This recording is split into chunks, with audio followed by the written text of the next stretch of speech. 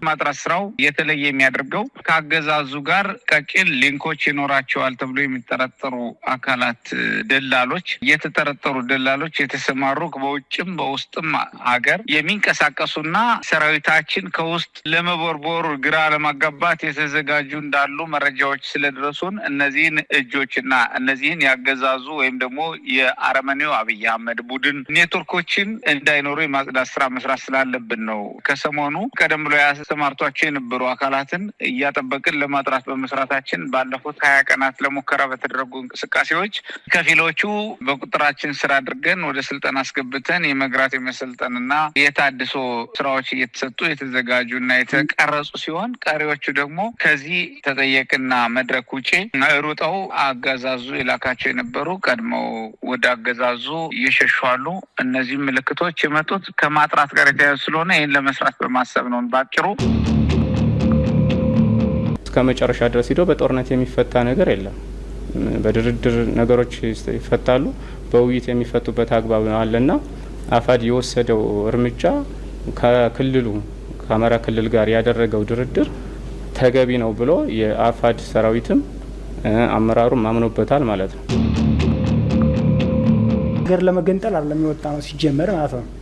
ስለዚህ አካሄዱ የተሳሳተ መሆኑን ስናረጋግጥና ስናይ ይሄ አካሄድ ትክክል አይደለም ብለን የሰላም ጥሪውን ተቀብለን ወደ ድርድር መተናል ማለት ነው፣ ወይም ደግሞ ወደ ንግግር መተናል።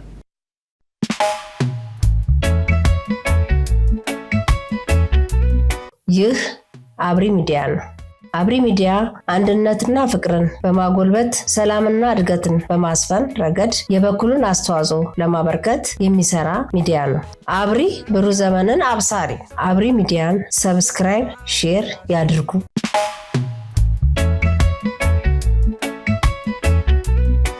ሰላም እጅግ የምናከብራችሁ የአብሪ ሚዲያ አድማጭ ተመልካቾቻችን ሰላማችሁ በያላችሁበት ይብዛ እያል አብሪ ሚዲያን ሰብስክራይብ፣ ሼር፣ ላይክ እንድታደርጉ እንጠይቃለን። መልእክታችን ብዙዎች ጋር እንዲደርስ አብሪ ደግሞ አድጎ የያዘውን የሰላም፣ የፍቅር፣ የአንድነት፣ የእድገት መንገድ ይበልጥ ያሳካ ዘንድ እንድታግዙ አደራ እያል ወደ ዛሬው ፕሮግራማችን እንገባለን። በዛሬው ፕሮግራማችን የጽንፈኛው ኃይል በተጨባጭ እየፈራረሰና መሪዎቹ ደግሞ ቡድኑን ከመፈራረስ ለመታደግ ላይታች እያሉ መሆናቸውን እንመለከታለን። እና ይሄ መፈራረስ ይቀጥላል ወይስ መሪዎቹ መፈራረሱን ለማቆም የሚያደርጉት ጥረት ተሳክቶላቸው ቡድኑን ይታደጉታል? በትንታኔ እናየዋለን። በሙስና ላይ የሚወሰደው እርምጃ ጭንቅላት ቅማልን የማራገፍ ዘመቻ ቀጥሏል እና ይሄም እየተጠናከረ ነው። በትጥቅ ሀገሪቱን ከሚወጋት ቀጥሎ የሚታይ ጠላት እንደመሆኑ መጠን እዚህም ላይ የተቀናጀ እና ጠንከር ያለ እርምጃ እየተወሰደ ነው። ይህንንም እንመለከተዋለን። ወደ ፕሮግራማችን ዝርዝር ስንገባ የጽንፈኛው ኃይል በከፍተኛ ደረጃ እየፈራረሰ እጁን ለመንግስት እየሰጠ ነው በየአካባቢው። ይህንን ቀላል ቁጥር ያለው ወይም እየተከናወነ እንዳልሆነ ለማስመሰል የተለያዩ የጽንፈኛው ቡድን ሚዲያዎች ቢሞክሩም እውነታው ግን ቢያንስ አሁን በያዝነው ሳምንት በ7 ቀናት ጊዜ ውስጥ እንኳን ከ3000 ቁጥሩ ከፍ ያለ ታጣቂ በየአቅጣጫው በየሚንቀሳቀስበት አካባቢ ለመንግስት እጁን ሰጥቷል እና ይሄ ኃይል ደግሞ እጁን ሲሰጥ ከቡድን እስከ ነፍስ ወከፍ መሳሪያ ድረስ ያሉ ትጥቆችን ይዞ ነው እና ይሄ በተጨባጭ እየተካሄደና ቡድኑን የማፍረስ አደጋ መደቀኑን የተረዱ የጽንፈኛው ቡድን አመራሮች ደግሞ ይሄን ነገር ለመለወጥ እየታገሉ ነው። ይሄን ነገር ለመለወጥ ከሚያደርጉት ትግል አንዱ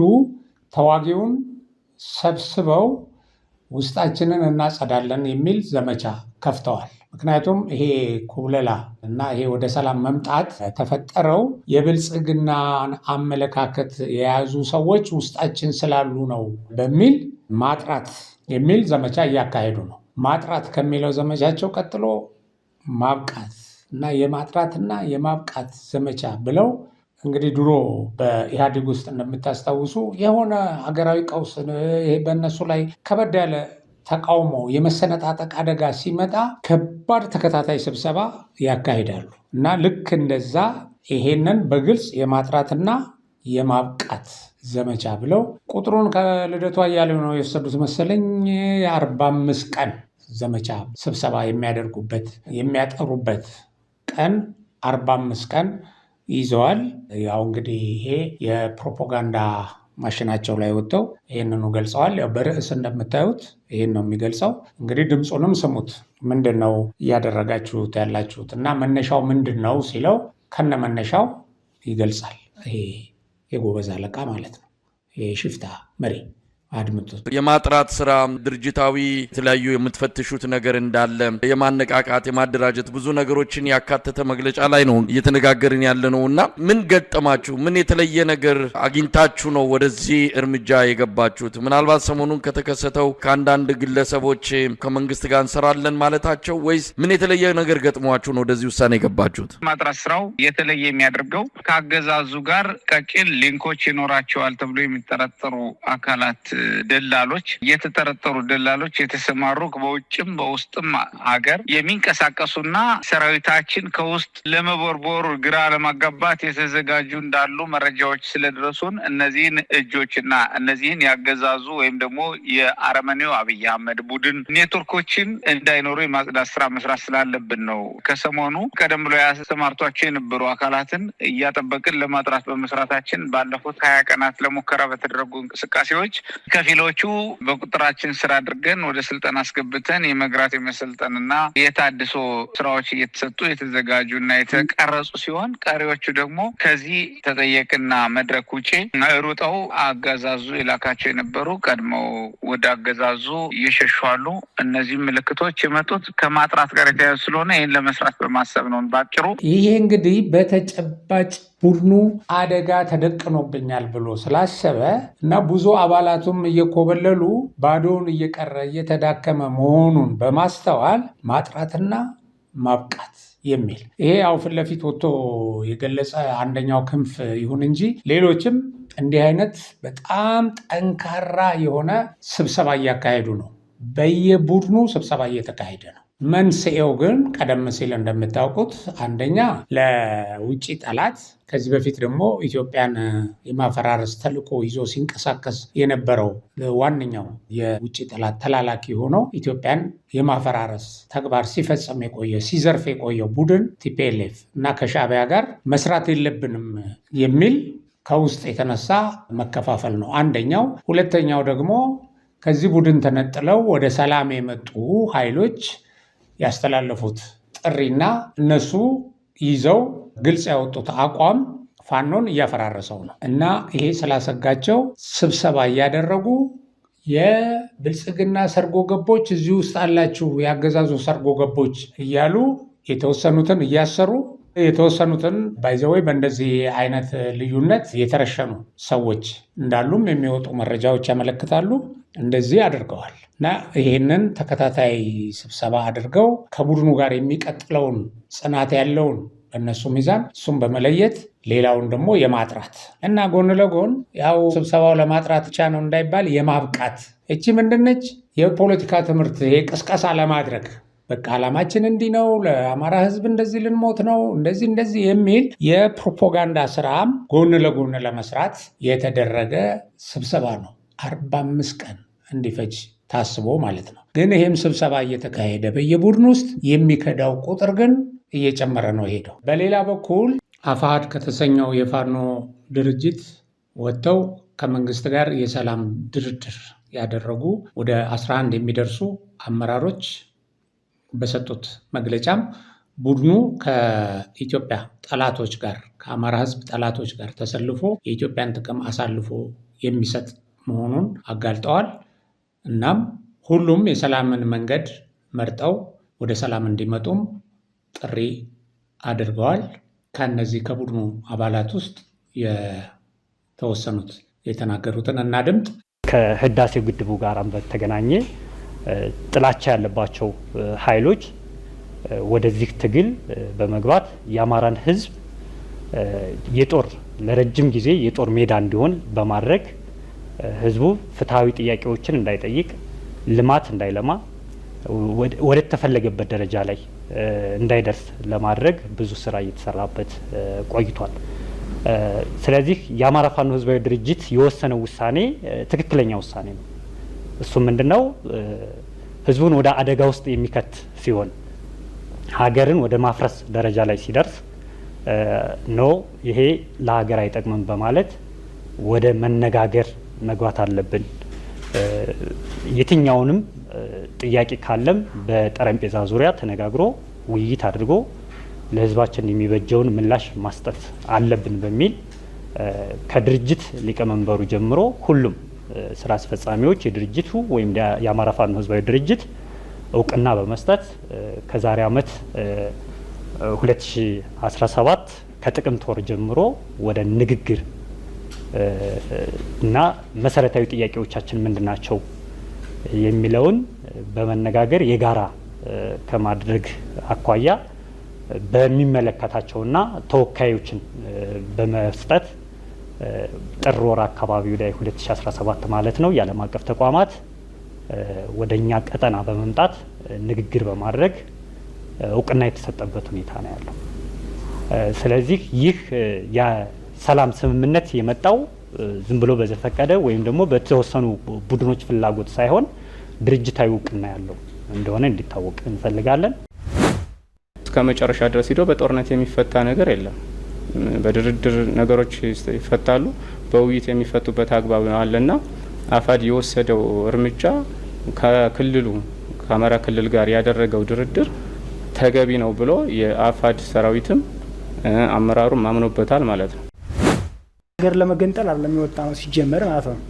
ስለዚህ አካሄዱ የተሳሳተ መሆኑን ስናረጋግጥና ስናይ ይሄ አካሄድ ትክክል አለን ብለን የሰላም ጥሪውን ተቀብለን ወደ ድርድር መተናል ማለት ነው፣ ወይም ደግሞ ወደ ንግግር መተናል። ይሄን ተከትሎ እንግዲህ የቡድኑ የፕሮፓጋንዳ ክፍሎች ወይም ጦርነቱ እንዳይቆም ከጦርነት የሚያተርፉ ኃይሎች እንግዲህ ወጥተው እነዚህ የድርጅቱ አባል አይደሉም፣ አመራር ነን የሚሉት ውሸት ነው፣ እንደዚህ እንደሚሉ ይጠበቃል። ያው ማለትም ጀምረዋል ባይዘው እየተረባረቡ።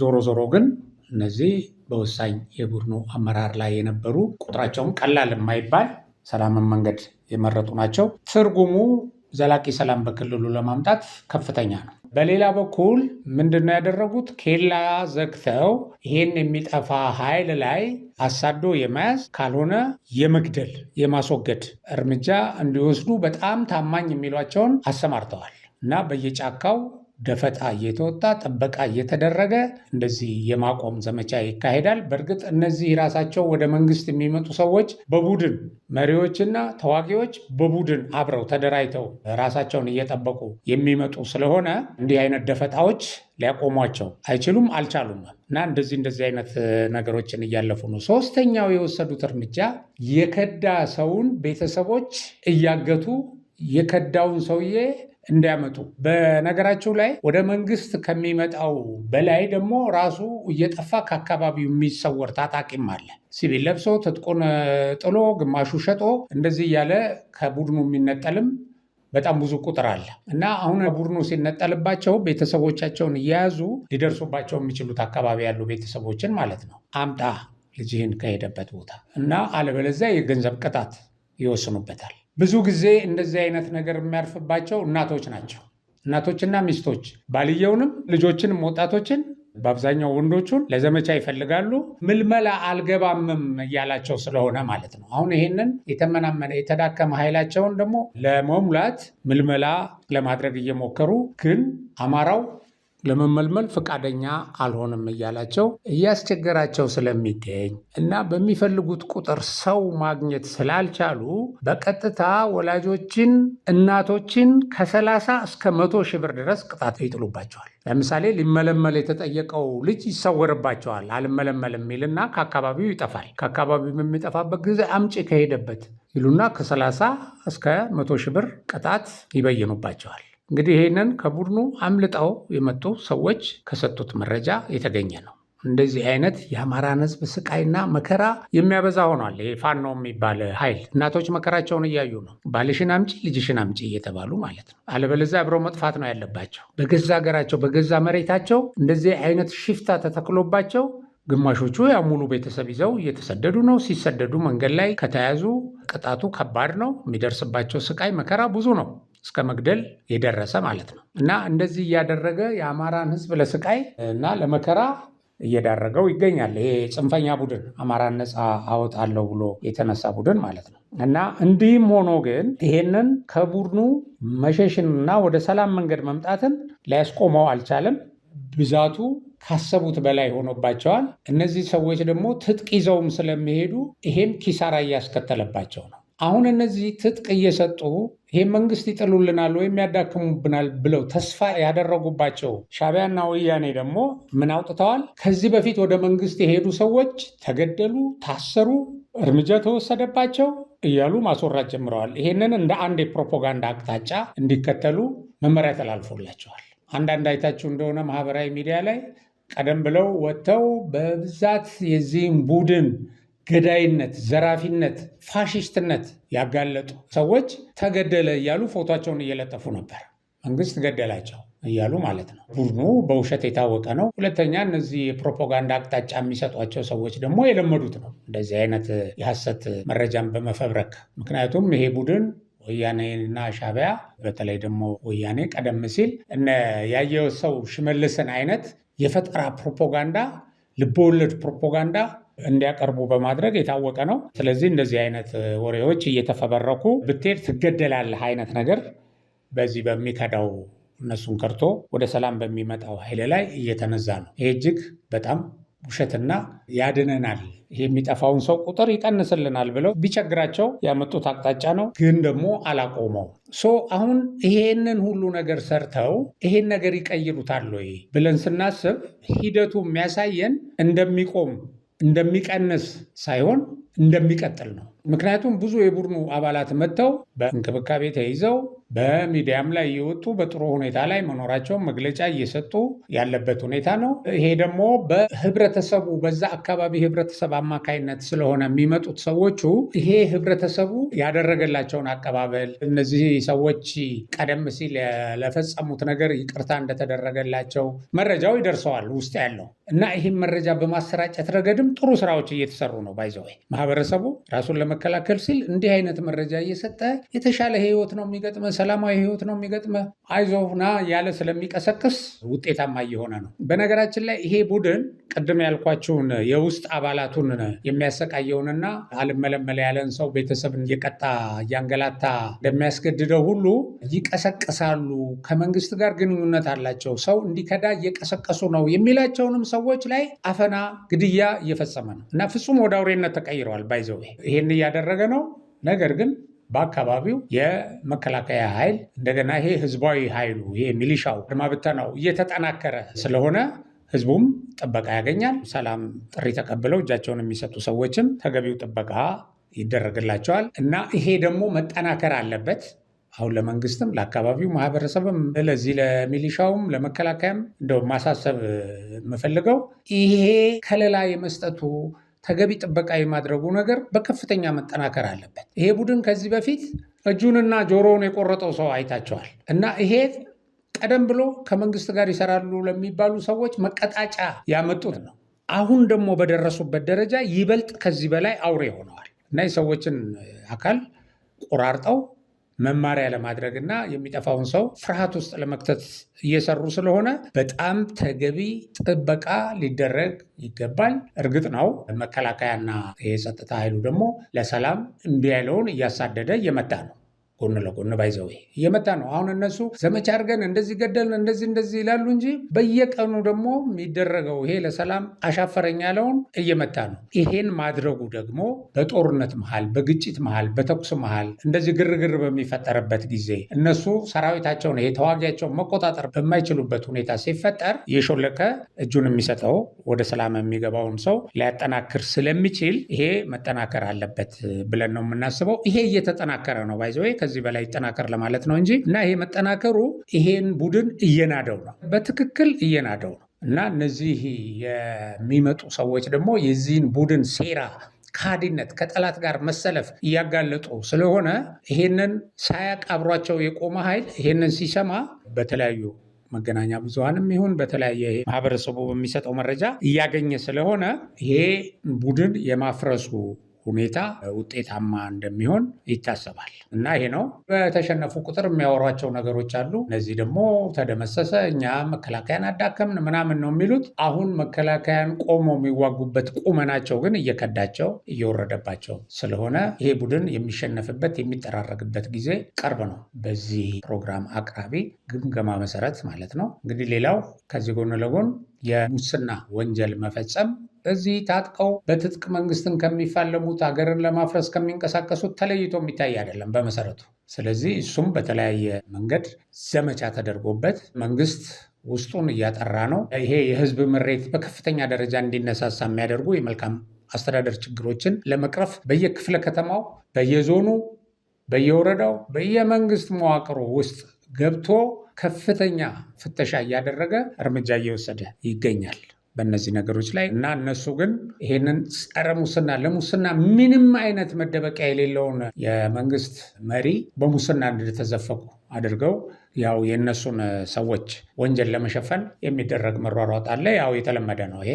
ትናንትና ባቀረብኩላችሁ ቪዲዮ በተለይ ማለት ነው የወሬ ዘመቻ፣ የሐሰተኛ መረጃ ህዝቡን ማደንቆርና በሐሰተኛ ዘመቻ ደግሞ የሚሰሩ ሰዎችን የሚመሩ መሪዎችን ገጽታ የማጠልሸት እና ከህዝብ የመነጠል ሐሰትን፣ ፈጠራን በጥላቻ የተፈጠረ ዘመቻ ምንነት ከዚህ ከፕሮፓጋንዳ ቴክኒኮች አንጻር ተመልክተን ነበረ እና በዚህ በሐሰት ዘመቻ የሚያደርጉ ፕሮፓጋንዲስቶችንም እንዲህ የወረደ እጅግ በጣም ውሸት የማይታመን ነገር ያቀረቡበትን አይተናል። አሁን ሚልኬሳ ስለ ዶላር ያወራውን ሰምታችኋል። አብይ እንደዚህ ዶላር ይዞ በሻንጣ ምናምን ያለው በጣም ደስ የሚለኝ ግን ልክ እኛ እንደታዘብነው እጅግ በጣም ብዙ ሰው መቀለጃ አድርጎት ሲቀባበለው ተመልክቻለሁ። እንደዚህ ነው ወራዶች ስለሆኑ አቅራቢው ሚዲያም ይሄንን መጥቶ ያቀረበውም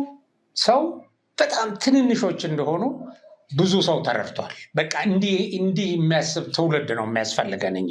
እነሱ እኮ ንቀውን ነው ያንን ሊግቱን የሚሞክሩት እኮ ንቀውን ነው። ስለዚህ ዛሬም ከሱ ጋር በተያያዘ በተለይ እንዳልኳችሁ በዚህ በምርጫ የተሻለ ነገር በመስራት አንደርስባቸውም ብለው የሚያስቧቸውን ፖለቲከኞች ስም ለማጠልሸት ሲሉ ብዙ የፈጠራ ወሬ ይፈበርካሉ እና ዛሬም ከነዚህ ፍብረካዎች አንጻር ያ የዶላር ይሄን ያህል ዶላር ይዞ ሄዷል ያለው ሚልኬሳ ሙሰኛ ነው አብይ ለማለት ነው።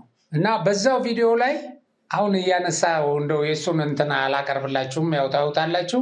የሚገርመው ዝናሽ ታያቸውንም ሙሰኛ ነች፣ የእሷ ፋብሪካ፣ የእሷ የባንክ አካውንት፣ የእሷ ድርጅት አውቀዋለሁ እኔ፣ ይሄን የሚያውቁ ሰዎችም እየተከታተሉ ነው ይነግሩኛል ብሎ ሲያወራ ነበር። አሁን ዝናሽ ታያቸውንና አብይ አህመድን በሙስና መጠርጠር በጣም ነው የሚያሳዝነው። እውነት ነው የምላችሁ።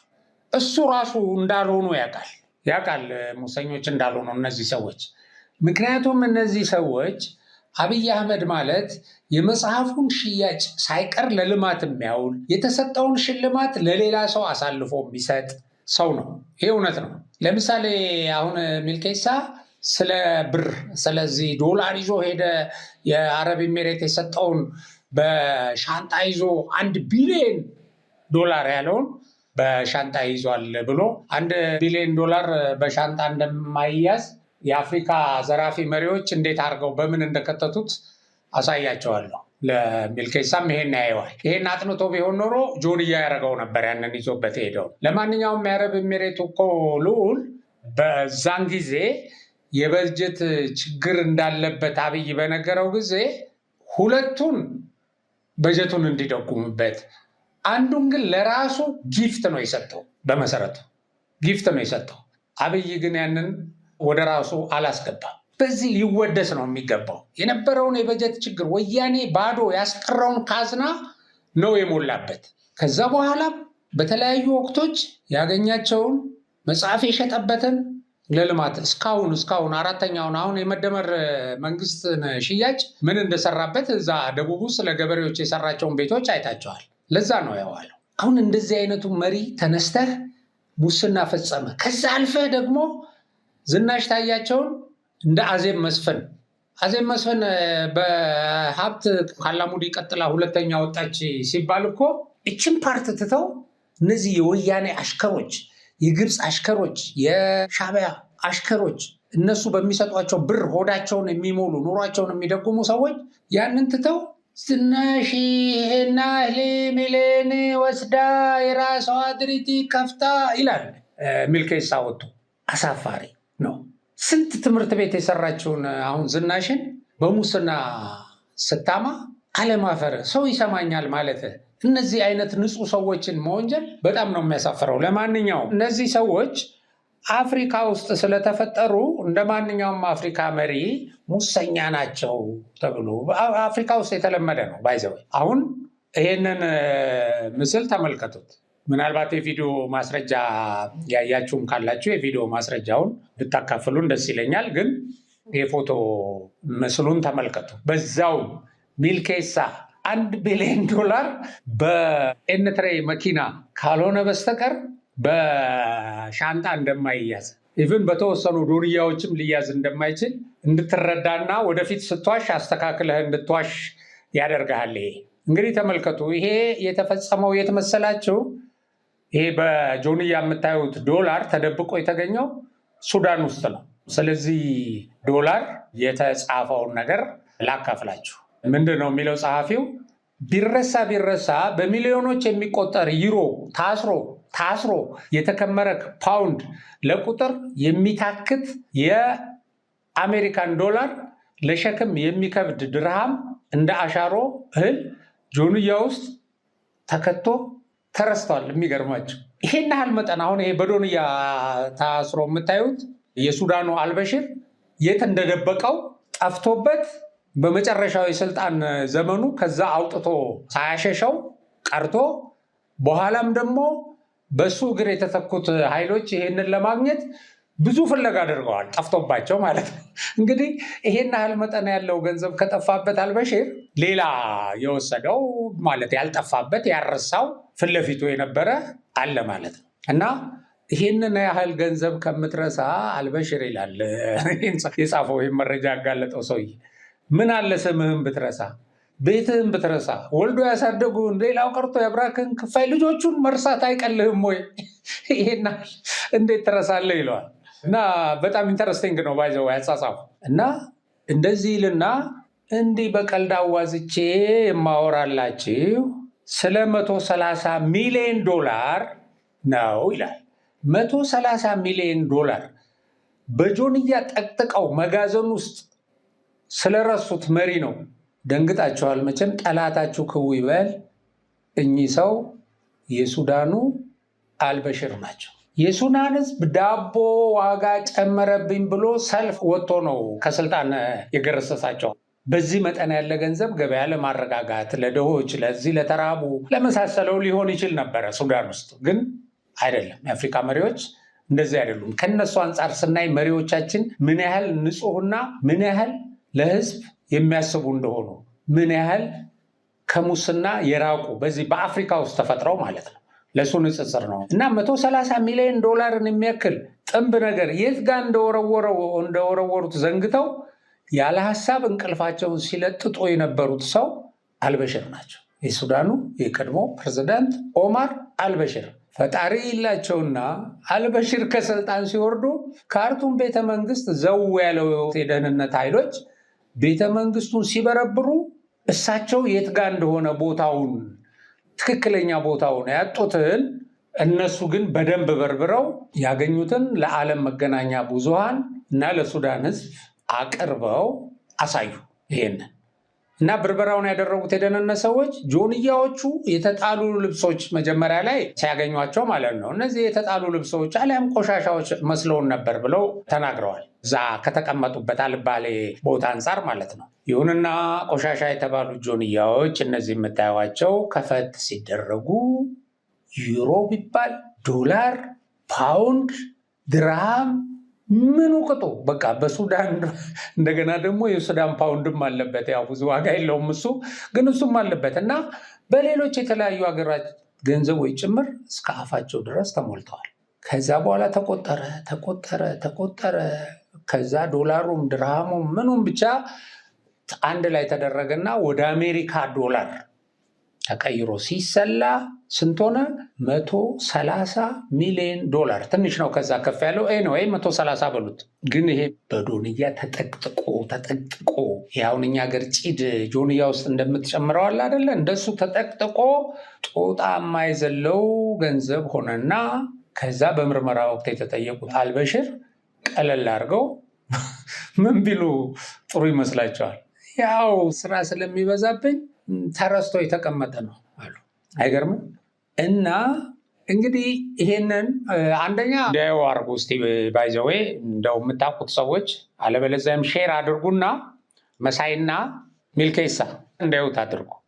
ይሄ 130 ሚሊዮን ዶላር እንኳን ምን ያህል ቮሊዩም እንዳለው ምን ያህል ዶንያ እንደሚፈልግ ተጠቅጥቆ እንደዚህ ተጠቅጥቆ በደንብ በእጅ ወደታች እየተጫኑ የከተቱበት 130 ሚሊዮን ኦኬ። እሱ ምንድነው ያለን? 1 ቢሊዮን ዶላር በሻንጣ ነው። በሻንጣ ይዞ እንዶ ሻንጣ አፍነ እንዶ ራስ እኮ እንዴት እንደዚህ አይነት ነገር ጠይቀህ እንትን አትልም እንደ? ጀዋር እኮ ትንሽ ጀዋር ሊያውቅ ይችላል እኮ። ከዚህ በፊት ይሄ ሚልኬሳ አይታችሁ እንደሆነ የሆነ ኢንተርቪው ላይ አጥኖቶ ያልመጣውን ነገር ሲጠይቀው ይሄንን ከጓደኞቼ ጋር ተማክሬ ነው አለ። ጀዋር ነው ኮች የሚያደርገው። ለማንኛውም ሪፈረንስ ይሆናል። 130 ሚሊዮን ዶላር ይህን ያህል ጆንያዎች ከፈለገ የ1 ቢሊዮን ምን ያህል ሊፈልግ ይችላል በልና ሌላ ጊዜ ግን ሌላ መቼም አሁን ስለ ዶላር አትዋሸንም መጣ። ሌላ ጊዜ ሌላ ደግሞ ስለ ጥይት ልትዋሸን ትችላለህ። ቤት አሁን ጀነራሎቹ ዱባይ ቤት ሰርተዋል፣ አብይ ቤት ሰርተዋል ምናምን ስትለን ነበር እና ያን ቤት ምን ያህል እንደሚሰፋ ስትናገር ካሬ ሜትሩ ምናምን እንዳትሳሳት አጥንተናል። ለሌላ ጊዜ ማለት ነው። አጥና። ከዚህ በኋላ ለነገሩ አንተ ምንም ይዘህ ብትመጣ አትመኝም። እና እንግዲህ አሁን ይኸውላችሁ በዚህ ደረጃ ነው አፍሪካ ውስጥ ሙስና የሚፈጸመው። ከዘረፉት ገንዘብ ውስጥ የት እንዳስቀመጡት ሁሉ የሚረሱ መሪዎች ናቸው አፍሪካ ውስጥ ያሉት። የእኛ አዜብ መስፍን ስለመርሳታቸው እርግጠኛ አይደለሁም። ለነገሩ አትረሳም፣ እሷ ቆቅ ነች። እንግዲህ እነሱ ደግሞ አሁን ኢትዮጵያ ውስጥ ካሉ ሀብታሞች በሁለተኛ ደረጃ ተሰልፋለች ቀዳማዊት እመቤት አዜብ መስፍን። እችን ዘራፊ ሴትዮ ትተህ ኡጋንዳ ውስጥ ሄዳ ሩዋንዳ ውስጥ ስንት ፎቅ የሰራች ስንት ልዩ ቅንጡ ቤት የገነባች ሴት ትተህ እቺ በትርፍ ጊዜዋ መዝሙር የምትዘምር፣ ከዛ ውጪ ትምህርት ቤት በኢትዮጵያ ውስጥ በኢትዮጵያ በየትኛውም ቦታ ትምህርት ቤት ያልሰራችበት ክልል የለም። እሷ እጅግ በጣም ብዙ ትምህርት ቤት ሰርታለች እየለመነች። ከመንግስት በጀት እኮ አውጥታ አይደለም፣ እየለመነች ነው። የአይነ ስውር ትምህርት ቤት ስትሰራ ለምና ነው የሰራችው። እና የአካል ጉዳተኞች ዊልቸር ስታቀርብ ለምና ነው። ልዩ ክትትል የሚያስፈልጋቸው ተማሪዎች ትምህርት ቤት ስትከፍት ለምና ነው የሰራችው። እንደዚህ ያደረገችውን ቀዳማዊት እመቤት ድርጅት ከፍታለች፣ ፋብሪካ ከፍታለች፣ በባንክ ይሄን ያህል ገንዘብ አላት። እኔ አውቃለሁ፣ ለእኔ የሚነግሩኝ መረጃዎች አሉ ሲል ሚልኬሳ አይሰቀጥጠውም። ጠቅላይ ሚኒስትር አብይ በሽልማት ያገኙትን ገንዘብ ለሌሎች ጌጣጌጦች በተለያየ ቦታ እኮ ወርቅ ተሸልመው ለሌላ ሰው ሰጥተዋል። መጽሐፍ ሸጠው በመጽሐፉ በተገኘ ገቢ ልማት ሰርተዋል በተለያዩ ቦታዎች። ኢቭን ከጦርነቱ በኋላ ለትግራይ ሰጥተዋል የመጽሐፋቸውን ሽያጭ። ይሄ እንግዲህ የአይምሯቸውን የጥረታቸውን የደከሙበትን ውጤት ማለት ነው። ይህንን ወደ ግል ኪሳቸው ያላስገቡ ሰው ናቸው። የኖቤል ሽልማት በተሸለሙበት ጊዜ እኔ በቅርብ የማውቀው መረጃ ነው የምነግራቸው። በቅርብ የኖቤል ሽልማት በተሸለሙበት ጊዜ እነዚህ የደህንነትና የመከላከያ ተቋማት፣ እነዚህ የጸጥታ ተቋማት፣ የደህንነት፣ የኢንሳ፣ የመከላከያ፣ የፖሊስ ተቋማት ሆነው ደስታቸውን ለመጋራት ሲሉ ግብዣ አዘጋጅተው የተለያዩ አታቼዎች፣ የአምባሳደሮች፣ ታዋቂ ሰዎች የሚገኙበት መድረክ አዘጋጅተው እዛ ላይ ወርቅ ሊሸልሟቸው ኦልሬዲ ፕሮግራም ተይዞ የጥሪ ካርድ ታትሞ ከሁለተኛ ከሶስተኛ ወገን የሰማሁትን መረጃ አይደለም የምነግራቸው። አሁን እነዚህ ነገር ተደርገው በኋላ ይሄ ነገር አስቀድሞ ኢንፎርም ይደረግ ለሳቸው፣ በዛ ባቀድነው ቀን ላይገኙ ይችላሉ፣ አይዘር በዚህ ጉዳይ ላይ ያላቸው አመለካከት አይታወቅም ተባለና ስንት ኮሚቴ ተቋቁሞ ስንት ቀን ስብሰባ ተደርጎ እዛ ላይ የሚተላለፉ መልእክቶች እንኳን ያደረሳቸው መልእክቶች ሁሉ ተዘጋጅተው ማለት ነው ታትመው፣ ከዛ ሲሰሙ ኖ ያሉት አቁሙ፣ አቋርጥ ነው ያሉት። ምክንያቱም እነዚህን ተቋማት ከፓርቲ ወገንተኝነት በተለየ ሁኔታ አድርገው ነፃ ሆነው እንዲቋቋሙ የሀገር ዘመን ተሻጋሪ ተቋማት እንዲሆኑ አድርገው እንዲገነቡ ስልጠናም ሲሰጡ አደረጃጀትም ሲፈጥሩ የነበሩ ሰው ስለሆኑ ይሄንን ማድረግ የተቋማቱን ነፃነት በሰዎች አይምሮ የተለየ ትርጉም ሊያሰጠው ስለሚችል ይሄንን ነገር ለሌላ ወጪ ለሚያስፈልገው የውስጥ በጀት ብትጠቀሙበት ይሻላል ብለው ያቋርጡ ሰው ናቸው። ማን ነው እንደዚህ አይነት ነገር የሚያቋርጥልህ? አሁን የትኛው መሪ ነው? የትኛው ኢትዮጵያ ውስጥ እስካሁን ድረስ የነበሩ መሪዎች የግል ሀብት ሳያካብቱ ያለፉ የሉ። በቃ እየቀበሩ የቀደሙ ነገስታትም ሁሉ እኮ ቆፍረው እየቀበሩ ለልጆቻቸው በጽሁፍ የተቀበረበት ቦታ እዚህ ነው እያሉ ተቀምጦ ነበር። ያለ በታሪክ ላይ ተሰንዶ ተቀምጧል። መንግስት ስልጣን ላይ መውጣት ሲሾም ያልበላ ሲሻር ይቆጨዋል የሚል አለ እንደምታውቁት። እና እንደዚህ አይነት ሙስናን የሚጸየፉ ብቻ ሳይሆኑ የግል ገቢያቸውን ለልማት ተግባር እንዲውል የሚያደርጉ ሰዎች ናቸው። የፋሲል ግንብ የታደሰው በቀዳማዊት እመቤቷ ነው እና ሌሎች ትልልቅ ነገሮች ትልልቅ ፕሮጀክቶች የተሰሩት እነዚህ መሪዎች ባደረጉት ነው። ከዛ በላይ ደግሞ ይሄ ትልልቁን ነገር አስቡና በጣም ለተራቡ ለደከሙ ሰዎች ማዕድ ማጋራት የተጀመረው እኮ በዚህ በዶክተር አብይ መንግስት ነው። ማዕድ ማጋራት አሁን የተለያዩ ሚዲያዎች የተለያዩ ባለሀብቶች ማህበራዊ ኃላፊነታቸውን ለመወጣት የተለያየ ነገር ያደርጋሉ። አርአያ ስለሆኑ እሳቸው ይህንን እያደረጉ ስለሚያሳዩ፣ ያን ጊዜ ግን ተነስተህ ቪዲዮ እየተቀረጸ በእንትን ራሱን ለማሳወቅ ምናምን ትላለህ። አንተ እዛ የተለያየ ገንዘብ ለጥይት መግዣ ወይ እንደዚህ ነውጠኞቹን አግዛለሁ የሚለውን እያጭበረበርክ እኮ ትበላለህ። በዚህ እኮ የተጣላችሁ ብዙ ዲያስፖራ ኮሚቴዎች እንዳላችሁ እናውቃለን።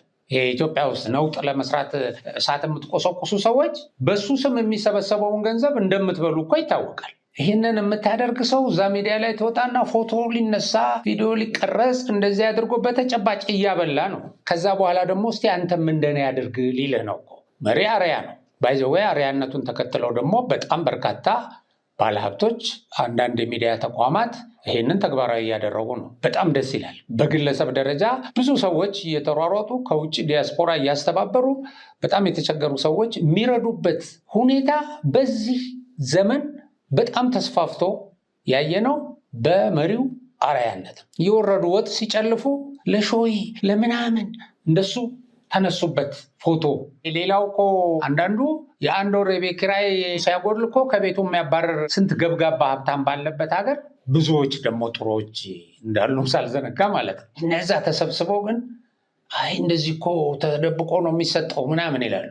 ደብቆ የማይሰጠውማ እንድታይና እንድትሰራ ነው። አንተ አሁን አዋሬ የተሰራውን ቤት አይታቸዋል። አዋሬ ላይ ቤት ሰርቶ እኮ ሰጥቷል ለድሆች ለጎስቋሎች። መቼም ቢሆን ያንን ቤት የማያገኙ መቼም በህይወታቸው። አሁን እነሱ ቦታ ላይ ሆነ ስታስበው ወይም የነሱ ቤተሰብ ሆነ ስታስበው ለእነዚህ መሪዎች የሚኖረው አድናቆትና ምርቃት በቃላት የሚገለጽ አይደለም። በመሰረቱ ለምንድን ነው ታዲያ እነዚህን ሰዎች ስም የምናጠፋው ብለን ስናስብ ትናንትና በሰጠነው ትንታኔ መሰረት እንዲህ አይነት ሰዎች የመሪነት ብቃታቸውን፣ ለህዝብ ያላቸውን ፍቅር፣ አክብሮት፣ ኃላፊነት የመወጣት ደረጃቸውን፣ አገር የማሳደግ ተልኳቸውን፣ ህዝብን የመጥቀም፣ ህዝብን የመርዳት፣ ህዝብን የማገዝ ስራቸውን ሰቅለውታል። ማንም ሊደርስበት በማይችል ሁኔታ ነው የሰቀሉት። ስለዚህ ያደርስባቸው። የዛ ቁጭ እያልክ የምትሳደብ ፖለቲከኛ ሙስና ፈጽመዋል፣ ጄኖሳይድ አድርገዋል፣ ህዝቡን አስርበዋል እያልክ ገጽታ የምታጠለሽ የካራክተር አሳሲኔሽን ስራ የምትሰራ ሰው ስለማደርስበት እንዲህ አድርጌ አኮስሼ ጥሩን ነገር በመጥፎ ለውሼ ጥላሸት ቀብቼ አዋርዳለሁ፣ አለበለዚያ አልችለውም፣ ምን ብዬ ነው ከዚህ ጋር የምወዳደረው እኮ እያላችሁ እኮ ነው። እናንተ የሴራ ፖለቲካ ማንም አይችላችሁም። ህሊና ነው የሌላችሁ እንጂ እንዲህ ሴራ ለመስራት አላችሁ ጭንቅላት። ምክንያቱም እነ ጌታቸው አሰፋ አሉ እኮ ከበስተጀርባችሁ። እነዚህ ናቸው የሚመሯችሁ፣ የእነሱ አሽከር ናቸው። አሁን እዛ ፕሮፌሰር ምናምን ተብላችሁ የተቀመጣችሁት አንድ ነገር ለሀገር እስቲ እያንዳንድሽ ለህዳሴ ግድብ መዋጮ አላዋጣሽ የተሰበሰብሽ የምትንጫጪ እነ ሕዝቅኤል ገቢሳ እነ ጀዋር መሐመድ እየሰበሰቡ ለኢትዮጵያ ለውጥ አገዛዝ ይውደቅ ሰላም ይምጣ ምትል ባህር በር ጥያቄ የምትቃወም ይሄ ኒውክሌር ግንባታ ላይ በቃ የምታጥላላ ሁሉ እኮ አንድ ብር ለህዳሴ ግድብ አላዋጣም። ይሄ ድሃ መርዳት ምናምን ተው እና ድሃ የሚረዳ መንግስት ለድሆች ትምህርት ቤት የሚከፍል ምግብ ለተማሪዎች የሚያቀርብ በቀን 2 ቁርስና ምሳ የሚያቀርብን መንግስት ትተቻለህ? እንደዚህ ትተቻለህ? አንተ እኮ ለዘመድ ጎዳና ላይ ወደቀ ዘመድ ሲባል እኮ 5 ሳንቲም አታዋጣ። ለጥይት ግን ትሰበስባለህ። ነፃ የሚያወጧችሁ ስለሆነ ምናምን አምጡ እያልክ ትሰበስባለህ ለጥይት እና ለጥይት ትልካለህ። ለልማት አትልክም። ልማት የሚያለሙ ሰዎች ሀገር የሚገነቡ ሰዎችን ግን ቁጭ ብለህ ትሰድባለህ በፈጠራ ወሬ እና እጅግ በጣም ነው የሚዘገንነው። እንደዚህ አይነት የገጽታ የማጠልሸት ስራ የሚሰራበት ምክንያት ያው ባለፈው ተነጋግረናል በዚህ ጉዳይ ላይ። አንደኛው ጥላቻ ነው። ሁለተኛ ፍርሃት ነው። ተሸናፊነት ነው። ተሸናፊነት ቀድመም ተሸንፈህ ወደፊትም አላሸንፍም ብለህ ተስፋ ቆርጠህ እንደዚህ አይነት በፈበረከው ወሬ ገጽታ ጠልሽተህ ማሸነፍ የምትችል ይመስልሃል። ግን እንዴት አድርጎ ነው የምታሸንፈው? አሁን እኮ እየተጋለጣችሁ በጣም አሳፋሪ እንደሆናችሁ እየታየ ነው። ልክ ይሄ ትናንትና ዶላር በሻንጣ ይዞ እንደሄደ ያልከው ማንም እንዳላመነ ሁሉ የቀዳማዊት እመቤትንና አብይ አህመድን ሙስና ፈጸሙ ስትልም ማንም አያምንም። ልክ የዛ የዶንያው አይነት ነው የሚሆነው። በጣም የተጋነነ በጣም ውሸት የማይመስል ነገር ማለት ነው። እና እናንተ ተስፋ አትቆርጡም። ይሄ ውሸታችን አንድ ነገር ይፈጥርልናል፣ ህዝቡ ሆ ብሎ ይነሳልናል ብላችሁ ታስባላችሁ። መንግስት ግን አንድ እውነት መሬት ላይ ያው መንግስታዊ ሙስና የለም ብሏቸዋል። መንግስታዊ ሙስና የለም፣ ይሄ እውነት ነው። በመንግስት ደረጃ አሁን ይሄ ሚልኬሳ እንደሚያወራው ወደ ውጭ ዶላር ይልካሉ፣ ጀነራሎቹ ዱባይ ቤት ሰርተዋል፣ እንደዚህ አድርገዋል እያለ እንደሚያወራው ሳይሆን በጣም ቁጥጥር ያለበት ሁኔታ ነው። ልክ እንደናንተ ግን ይሄ መንግስት መጣል የሚፈልጉ ሰዎች በሚሰሩት ሳቦታጅ፣ በህዝብ ላይ በሚፈጽሙት በደል፣ ሙስና እንዳይጠፋ በሚያደርጉት አሻጥር ምክንያት የሚፈጸሙ ነገሮች አሉ። በጣም ብዙ ህዝብን እንዲያስመርሩ ተደርገው አሉ። ግን በፖሊሲ ደረጃ ሙስናን ለማጥፋት አቅጣጫ ተነድፎ ከፍተኛ እርምጃ እየተወሰደ ነው። አሁን ሰሞኑን ሰምታችኋል። በመሬት አስተዳደር ላይ በከፍተኛ ደረጃ አንዱ ብልሹ አሰራር ተግባራዊ የሚደረግበት ይሄ መሬት አስተዳደር አካባቢ ነው። መሬት ያው እንደምታውቁት በተጭበረበረም ነገር በፎርጂድም በምንም መሬት የያዘ ሀብታምም አለ፣ በህጋዊ መንገድም የያዘ አለ። ስለዚህ ይሄ ገንዘብም እየከፈለ ምንም እያለ ባለስልጣናትን እያማለለ መሬት ባለቤት ለመሆኑ ያልተገባውን ጥቅም ለማግኘት የሚሞክርም አለ። ባይዘዌ ሙስና የሰጭና የተቀባይ ችግር ነው። ባይዘዌ በሁሉም መንገድ ያለ። ሌላው ደግሞ አማራጭ አጥቶ በሚደረግበት ተጽዕኖ ለዚህ ለሙስና የሚጋለጥ ሰው አለ እና ይሄንን ግን አንዱ የተለየው የመልካም አስተዳደር ችግርና ህዝብን የሚያማረር ነገር እየተሰራ ያለው እዚህ ቦታ ላይ ነው ተብሎ ስለታሰበ ከፍተኛ እርምጃ እየተወሰደ ነው ያለው። አሁን ለምሳሌ በ2017-18 በጀት ዓመት በዚህ በመሬት አስተዳደር ውስጥ በብልሹ አሰራር ተዘፍቀው የተገኙ 138 የዚህ መሬት አስተዳደር አመራሮችና ሰራተኞችን በመለየት በትክክል በተጨባጭ መረጃ የተደረሰባቸውና የፈጸሙት ተግባርም ከፍ ያለውን ከስራ በማሰናበት ሌሎቹን የዲሲፕሊን ቅጣት በማድረግ ሌሎቹን ደግሞ በቀጥታ በማሰር እርምጃ ተወስዷል። የመብራት ኃይል ኃላፊዎችን ያው ሰምታቸዋል። ከፍተኛ የስራ ኃላፊዎች ለእስር ተዳርገዋል። ከውጭ ኃይሎች ጋር ተገናኝተው የሀገሪቱን ጥቅም አሳልፈው የሰጡ ማለት ነው። ከዚህ ከማዳበሪያ ጋር ተያይዞ እስር ቤት የገቡ ሰዎች ነበሩ አሉ፣ ያው በህግ እንዲጠየቁ ሆነው ማለት ነው። አሁን ይሄ እንዲህ አይነት ቦታ ሙስና ተፈጸመ ተብሎ የሚቀርበውን ነገር ስታዩት በጣም ነው የሚዘገንነው። በመሰረቱ በጣም ዘግናኝ ነው።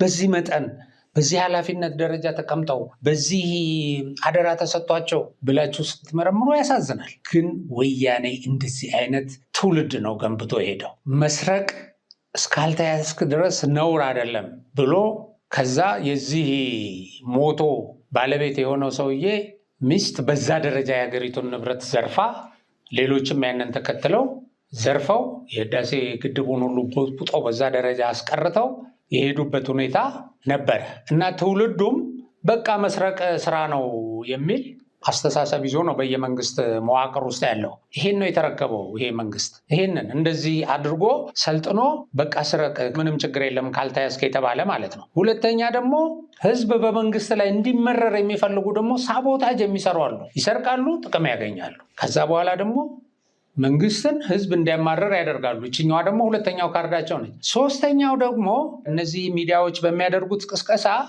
መንግስት እኮ አልቆለታል፣ ይሄ ቢገፈተር እንትን ነው ተጠያቂ ነው እንደዚህ ነው አሁን ይወርቃል ሲባሉ ኦኬ ለማይቀጥል መንግስት በልቼ እቀጥላለሁ ይላሉ። ይሄ መንግስት ከቀጠለ ደግሞ ሙሰኛን ይዞ እንደማይቀጥል በህግ እንደሚጠየቁ ስለሚያውቁም በሌላ በኩል ይሄ መንግስት እንዳይቀጥል ደግሞ ከነዚህ ከጽንፈኛ ኃይሎች ጋር ተመሳጥረው መንግስትን ለመጣል ይሰራሉ። እንደዚህ ባለው ውስብስብ ነገር ውስጥ ግን በጣም ቁጥጥር እየተደረገ ብዙ ሙሰኞች እየተጋለጡ በዚህ በግብር ስወራ ለገበሬው የሚደርስን ማዳበሪያ ሸጠው ለግል ጥቅም ከዚህ በለጠ ባይዘው ግፍ የለም በመሰረቱ እና እንደዚህ የሚያደርጉ ኃይሎች ላይ ጠንካራ እርምጃ እየተወሰደ ነው። ጠንካራ እርምጃ ለመውሰድም ደግሞ መዋቅሮች እየተጠናከሩ ነው። ወደፊትም የተጠናከረ እርምጃ ይወሰዳል እና ሌላው ሙስና ደግሞ ምንድነው? ይሄ ሰዎችን በገንዘብ እየደለሉ ሀገራቸውን እንዲክዱ ማድረግ ነው። በዚህ መሰረት እናንተ ተቀጥራችኋል፣ በዛ ሙስና በሚፈጽም አካል ተቀጥራችኋል፣ ገንዘብ ተከፍሏቸው ሀገርህን አፍርስ ተብለህ ማለት ነው። ሀገርህን ለማፍረስ የተቀጠርክ ሰውዬ ፕሮፓጋንዳ ስትሰራ፣ የሐሰት ዜና ስትበበርክ፣ ህሊና የማይጠይቅህና የማይሰቀጥጥህ ሰውዬ ሀገር እየመሩ በውስብስብ ሁኔታ ውስጥ ያሉ ሰዎችን ገጽታ ታጠፋለህ፣ ታጠለሻለህ። እና ይሄንን ለማለት ነው። ንጹህ ሀገራቸውን ለማሳደግ የሚሰሩ ሀገራቸውን ለማሳደግ ሲሉ የግል ሀብታቸውን፣ የግል ገንዘባቸውን፣ የግል ደሞዛቸውን ሳይቀር ለህዝብ ጥቅም የሚያውሉ ከዛም አልፈው ለምነው ሀገር ለማበልጸግ ሳይታክቱ ጥረት የሚያደርጉ እንደውም ኬት አመጡ ይህን የሚሰሩ የሚባሉ መሪዎች አፍርተናል። እዚህ ውስጥ የተሰገሰጉ ግን ሌቦች አሉ። ሌቦችን ለማጋለጥ ሁላችንም ተክተን መስራት አለብን። ግን ደግሞ በንጹህ እና ሀገር እየገነቡ ባሉ መሪዎች ላይ የሚነዛ የሐሰት መረጃን ደግሞ መዋጋት አለብን። አንሰማም ማለት አለብን። ውሸታሞች ብለን እነዚህን ወገኖች ላለማዳመጥ አንቅረን ለመጥፋት መወሰን አለብን። ለዚህ ስንወስን ሀገራችን ታድጋለች። ለኢትዮጵያ ከፍታ፣ እድገት፣ ብሔራዊ ጥቅም መከበር፣ ሰላም፣ አንድነት፣ ብልጽግና በጋራ እንስራ፣ በጋራ ጠላቶቻችንን እንታገል። የአብሪ ሚዲያ የዕለቱ መልእክት ነው። አብሪ ሚዲያን ሰብስክራይብ፣ ሼር፣ ላይክ አድርጉ፣ አግዙ፣ አሳድጉ። ሰላም።